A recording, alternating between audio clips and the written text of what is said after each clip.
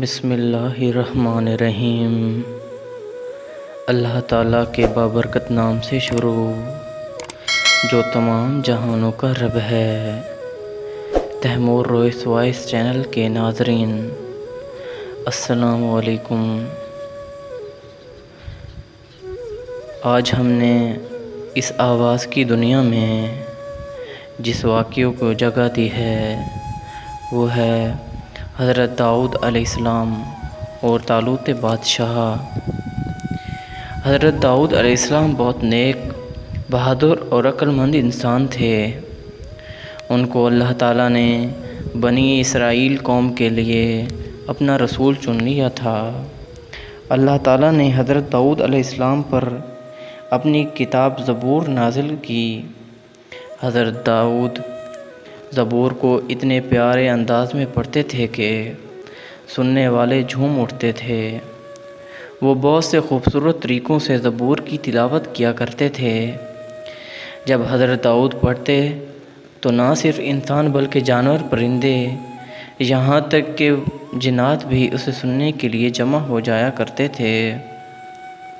ان کے ہاتھ میں لوہا نرم ہو جاتا اور وہ ایسے پگھلے ہوئے لوہے سے اوزار اور دوسری چیزیں بناتے تھے۔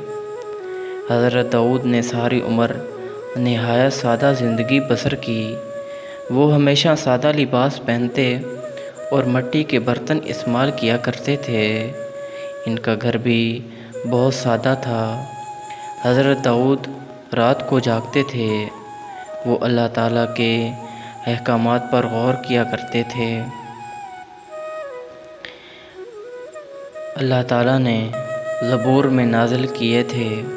انہیں ہر وقت یہی فکر رہتی تھی کہ لوگ برائیوں سے توبہ کر لیں اور نیکیوں کی طرف آ جائیں۔ حضرت داؤد جب نوجوان تھے تو اس وقت بنی اسرائیل قوم کا بادشاہ طالوت تھا، جسے اللہ تعالیٰ نے ان کا بادشاہ مقرر کیا ہوا تھا۔ اس کا دشمن بادشاہ جالوت تھا۔ اس کی فوج بہت بڑی جنگ سے پہلے طالوت نے اعلان کیا، جو جالوت کو مارے گا وہی میرے بادشاہ بنے گا۔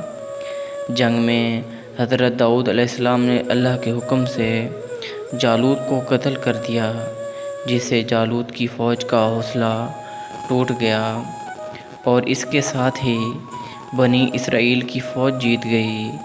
جنگ میں یہ فتح ہوئی تو حضرت داؤد بنی اسرائیل کے بادشاہ بنے۔ حضرت داؤد علیہ السلام کے بادشاہ بننے کے بعد بنی اسرائیل قوم نے بہت ترقی کی۔ بادشاہ بننے کے بعد بھی حضرت داؤد اپنے پیشے سے روزی کماتے تھے۔